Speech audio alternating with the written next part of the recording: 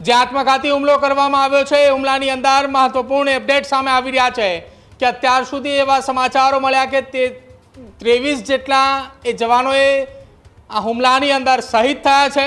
Balochistan liberal army એટલે કે BLA આ ઘટના પાછળ હોઈ શકે છે। પાકિસ્તાનના કોટામાં લશ્કરી કર્મચારીઓની ટ્રેન પર થયો આત્મઘાતી હુમલો। ટ્રેક પરના ઘણા ઘરો અને વાહનોને પણ ભારે નુકસાન થયું છે। ટ્રેન પર પ્રચંડ વિસ્ફોટ થયો અને વિસ્ફોટની અંદર 23 લોકોના મોત થયા તો 53 જેટલા લોકો છે તે ગંભીર ઈજાગ્રસ્ત પણ થયા। હજુ સુધી તમે અમારી ચેનલને સબસ્ક્રાઇબ નથી કરી તો અત્યારે જ ન્યૂઝરૂમ ગુજરાતને સબસ્ક્રાઇબ કરો, ફેસબુક અને ઇન્સ્ટાગ્રામ પર ફોલો કરો।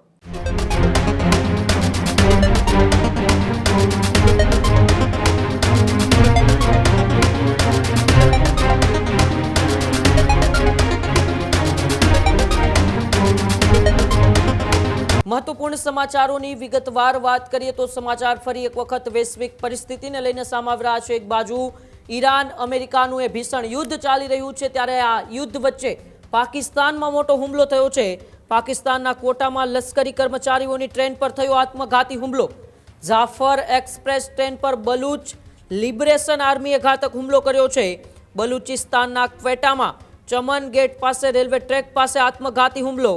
ટ્રેન પર પ્રચંડ વિસ્ફોટમાં 23 લોકોના મોત થયા અને 53 ગંભીર ઈજાગ્રસ્ત થયા છે। વિસ્ફોટમાં એક પેસેન્જર ટ્રેનનો ડબ્બો સંપૂર્ણપણે નાશ પામ્યો છે। ટ્રેક પરના ઘણા ઘરો અને વાહનોને પણ ભારે નુકસાન થયું છે।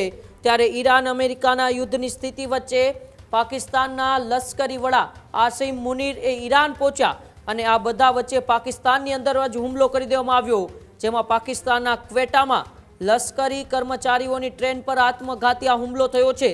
જેમાં જાફર એક્સપ્રેસ નામની જે ટ્રેન છે તેમના પર બલુચ લિબરેશન આર્મી છે તેમણે આ ઘાતકી હુમલો કર્યો છે અને તેમના એ દ્રશ્યો પણ આપ ટીવી સ્ક્રીન ઉપર જોઈ રહ્યા છો। ટ્રેન પર પ્રચંડ વિસ્ફોટ થયો અને વિસ્ફોટની અંદર 23 લોકોના મોત થયા તો 53 જેટલા લોકો છે તે ગંભીર ઈજાગ્રસ્ત પણ થયા। વિસ્ફોટમાં એક પેસેન્જર ટ્રેનનો ડબ્બો એ સંપૂર્ણપણે નાશ પામ્યો। ટ્રેક પરના ઘણા ઘરો છે, આસપાસના રહેલા વાહનો છે તેમને પણ ભારે નુકસાન થયું છે। ત્યારે હવે એ હુમલાઓનો દોર પાકિસ્તાનની અંદર પણ પહોંચ્યો છે અને પાકિસ્તાનની અંદર આ હુમલો કરવામાં આવ્યો છે। ત્યારે વધુ માહિતી માટે પ્રદીપ ન્યૂઝરૂમથી જોડાયેલા છે। પ્રદીપ, ઈરાન અને અમેરિકાની સમજાવટ માટે અમેરિકાના લશ્કરી વડા ઈરાન પહોંચ્યા છે, પરંતુ હવે પોતાના દેશ એટલે કે પાકિસ્તાનની અંદર જાફર એક્સપ્રેસ નામની ટ્રેન ઉપર ઘાતકી હુમલો થયો છે અને એ હુમલાની અંદર 23 કરતાં વધારે લોકોના મોત પણ નીપજ્યા છે।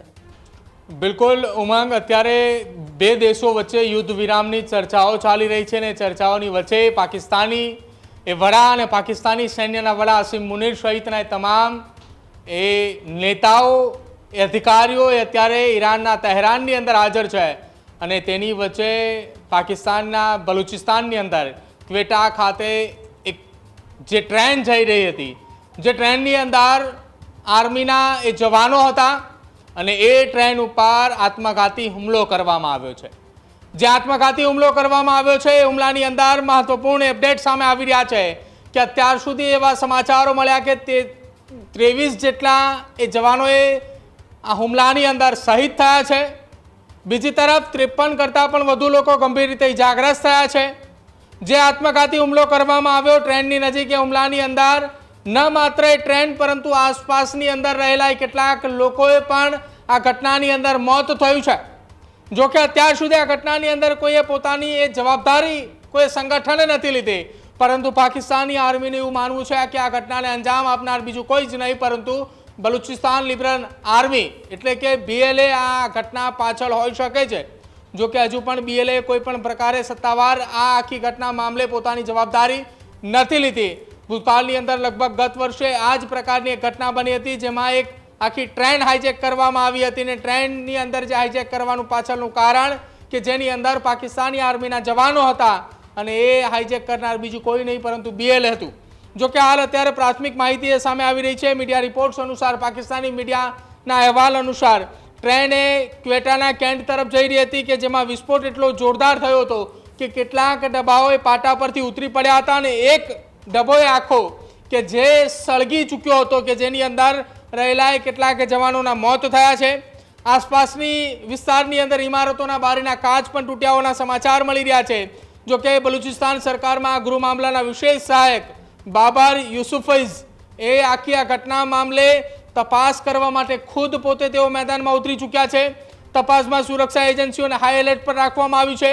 હાલમાં કોઈ સંગઠને જવાબદારી નથી લીધી, પરંતુ એજન્સી અને આતંકવાદી હુમલો માનીને આ આખી ઘટના મામલે તપાસનો ધમધમાટ તેજ કરવામાં આવ્યું છે. જાફર એક્સપ્રેસને પહેલા પણ નિશાને બનાવવામાં આવી હતી, ફરી એકવાર નિશાને બનાવવામાં આવી રહી છે. હવે સવાલો એ વિશ્વની સામે એ ઉઠી રહ્યા છે. અત્યારે વિશ્વના અનેક દેશો આ હુમલા બાદ સવાલો કરી રહ્યા છે અસીમ મુનીરની સામે. પહેલા તમે તમારું ઘર સાચવો અને ત્યારબાદ બીજા કોઈ દેશોની વચ્ચે યુદ્ધની સ્થિતિ વચ્ચે મધ્યસ્થી થવા જાઓ, કેમ કે અત્યારે હાલ તહેરાનની અંદર તેઓ મોજૂદ છે. 48 કલાકથી બેઠકો ચાલી રહી છે અને એ બેઠકોની વચ્ચે તેમના જ દેશની અંદર સૈન્યની ટ્રેન ઉપર આ પ્રકારનો હુમલો એ ખૂબ ગંભીર અને આખી દુનિયાની અંદર ચર્ચાનો વિષય બન્યો છે. ઉમંગ, જી બિલકુલ, આભાર પ્રદીપ સમગ્ર માહિતી સાથે અમારી સાથે જોડાવા બદલ. હજુ સુધી તમે અમારી ચેનલને સબસ્ક્રાઇબ નથી કરી તો અત્યારે જ ન્યૂઝરૂમ ગુજરાતને સબસ્ક્રાઇબ કરો, ફેસબુક અને ઇન્સ્ટાગ્રામ પર ફોલો કરો.